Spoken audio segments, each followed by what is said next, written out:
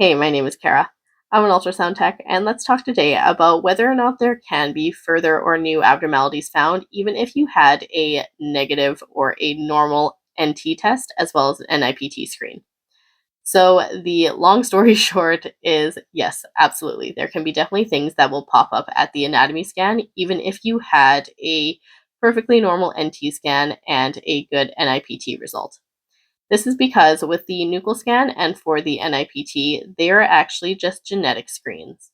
So, a screen is actually a risk factor that is calculated as to whether or not baby is going to be likely or not likely to have a genetic abnormality. It is not like an invasive test like an amnio or a CVS that actually looks at the fetal DNA. And then from there, they are going to tell definitively whether or not baby has a chromosomal abnormality. With these screening tools, such as the NT and the NIPT, they are more basically just to tell you if your chance of having a baby with chromosomal abnormalities is increased or not. So, first off, these can definitely be wrong. Even if you have a very, very low chance of having a baby with a chromosomal abnormality based on these screens, baby can still have a chromosomal abnormality that just simply wasn't picked up. So therefore, when you go in for your anatomy scan, there may then be features that are concerning for chromosomal abnormalities that, again, the screening test just didn't pick up. But then these features or these symptoms end up being seen at the anatomy scan when baby is bigger. Now, secondly, even if baby is genetically normal, there can definitely still be structural issues going on with baby. So, at the anatomy scan, what we are mostly looking for is any sort of structural defect that we are seeing in baby's body. And since we are imaging baby from head to toe, then those structural defects are going to be apparent if we can see all the structure as well. And if there is any sort of abnormality that is not chromosomally linked, then obviously those genetic screens are not going to pick up on those things, such as a neural tube defect, are not going to show up on these screens if you're not doing the right ones.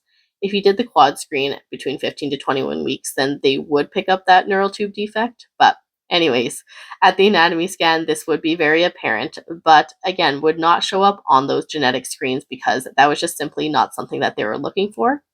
And if the abnormality is structural in nature, as in it has no ties to being part of a chromosomal disorder, that is also not going to be picked up on those genetic screens because, again, that is not what they are looking for. So I really don't mean to obviously scare you guys. And usually, in the majority of cases and the majority of pregnancies, it goes off without a hitch. And especially if you have had those normal screens for the NT and the NIPT, then everything is usually normal. But there are definitely still cases of having other abnormalities seen then at the anatomy scan, or even later on if you end up having any scans in the third trimester, obviously abnormalities can still develop. I definitely don't want to say that you're never going to be safe in pregnancy, even if you've had like all normal scans, that an abnormality can just definitely develop. I don't mean to scare you guys with that, but that is definitely the case. At any point in the pregnancy, there can be abnormalities that develop, but these things are usually on the rare side, and it hopefully shouldn't be anything that you are worried about, especially if you've been having normal tests so far. Everything is probably normal, but again, there is always a chance that there is still an abnormality that will either pop up later on in the pregnancy or even an abnormality that has been missed so far. It's also really important to note that we can't really tell baby's brain function unless, of course, there is a really obvious part of the brain that is missing and we can see it on ultrasound.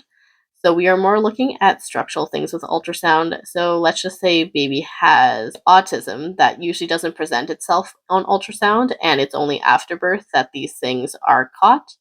Then obviously we will not be able to see this as well.